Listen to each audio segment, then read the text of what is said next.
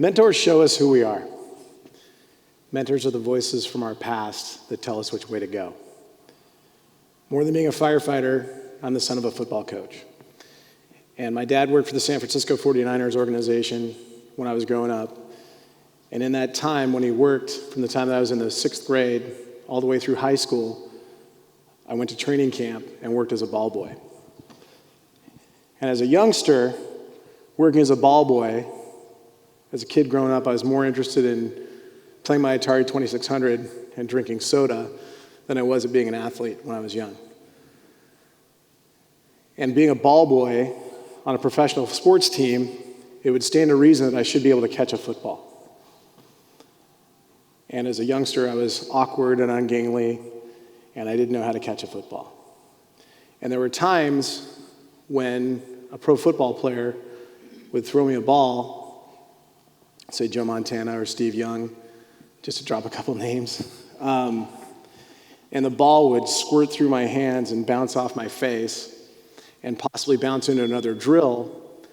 And if that happens, I can injure another football player or cause a career-ending injury if a football player doesn't know that the ball is there, step on the ball, blow their knee out, blow out their ankle, something like that. So that was a menace. And there were times, actually, when Bill Walsh was the head coach there, that he would say to my dad, "Geez, Fred, can't your kid catch a football?" And my dad would kind of give it one of those. And as a youngster, my dad would try to work with me and try to teach me how to catch a football. And I wouldn't listen to him. And I didn't want to do it. And this is a picture of Freddie Solomon that's up there. And Freddie was a wide receiver with the 49ers at the time that I was a ball boy on that team, the first 2 years I was there. And what was really instrumental and key to the success of the San Francisco 49ers in the 80s and their dynasty years was they were told, every single player was told that they were to mentor the people coming in behind them. Freddie Solomon was a wide receiver on that team, on one of those teams, and in his last year they drafted a guy named Jerry Rice, and Freddie was his mentor. Jerry Rice turned out all right. So as a kid, not knowing how to catch a football and being a menace on the football field, Freddie took an interest in me. And he would say to me before practice and after practice, "Hey, little VonAppen, come here. We've got some work to do." And he would throw me the ball, and time again, I would drop the ball. And he would say to me, "Don't quit. Stick with it. We'll get there.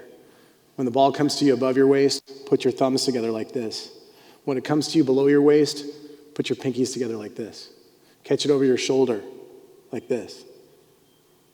And I didn't want to be out there.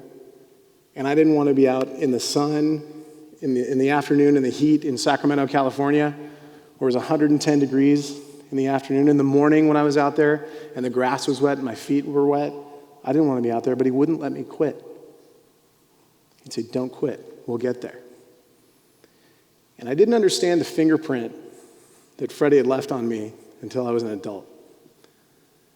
Well into adulthood, well into my fire career, and I was talking to my dad on the phone, and he said, "Hey, Freddie Solomon has cancer."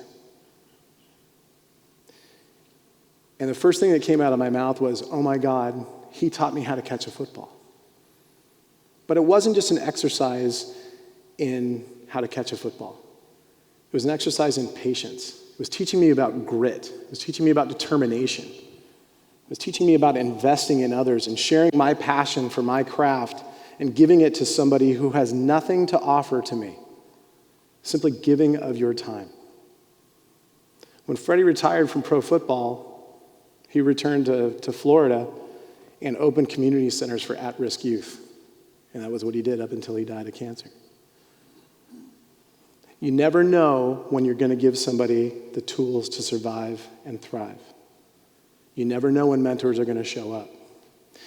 And given what's going on in the world today in terms of people transitioning out of the workforce, everybody has to be a mentor. As the baby boomers transition out and Generation X is 25% smaller and the Generation Y and the millennials are having to step up into leadership roles sooner than they're ready to or sooner than anybody else is ready to have them do it, we owe it to everyone to teach everything that we know and love about the craft. And in the fire service, we have institutional memory. And the conversations that we have around the kitchen table, the stories that we share are how we learn and grow as a group. This is a video from Sacramento, California, of a fire in a strip mall in an occupancy called the Nail Depot. Got a pretty good fire going here, and this is one of my friends, Tilden Billiter, who works for Sac City. He's leading his crew out, and Sac City and Sac Metro work very closely together. They're two different agencies that are very different personality-wise, but they operate from the common standard operating guidelines that run throughout the county. So they function as one department when they go on fires. And they've been very successful with it. Tilden, as he's working his way out on the roof here, is thinking to himself about a conversation that he had with one of his mentors some years before this fire. Some things aren't adding up as they're going out on the roof here. They make some inspection cuts, and they don't get the lift that they expect because there's a roof over the existing roof. There's a rain roof over the existing roof. There's a crew inside this fire on a 2.5, and they're not making a whole lot of progress. Okay, so some things aren't adding up. But Tilden thinks back to a conversation he had with one of his mentors, a guy named Jeff Clark, some years before this fire. And he came into the fire station, and the station smells like smoke. And Jeff says to him, "Hey, T, we had a fire last night in a residence. Last night we went vertical vent, went up on the roof, we made our cuts, we punched through, did some good truck work, we're getting lift, crews inside are getting some relief, we're coming off the roof, and as we're coming off the roof, I felt the roof settle and my stomach jumped, kind of like you're going over that first big dip in a roller coaster. Right after that, the roof went. If you ever have that feeling in your stomach, get off the roof as fast as you can." We all scrambled off the roof and everything was fine. So again, as they're working their way out there, some things aren't adding up. They're working their way out. They've got fire coming from an HVAC unit, and from their engine company days, they're told not to pass fire, so they stop short.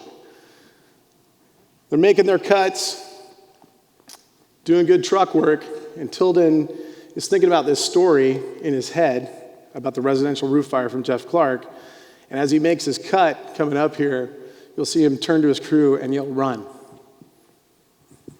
And as he does so, the roof collapses. He felt the roof settle and his stomach jump, and he turned to his crew and he yelled, "Run." He said his last 2 steps were uphill, and he could see the roof separating from the wall. And being a good truckie, his first thought was that he should hang onto the saw. But imagine if Jeff and Tilden had never shared that story. The first time I heard this story, because Tilden and I teach together and we have taught together in the past, I was in San Diego and it gave me goosebumps. He said the only reason why I'm alive today is because of the conversation that I had with Jeff Clark. Be a mentor. Never miss the opportunity to listen. Never miss the opportunity to lead. Never miss the opportunity to learn. Leave your fingerprint on the profession. Everybody is a mentor. Thank you.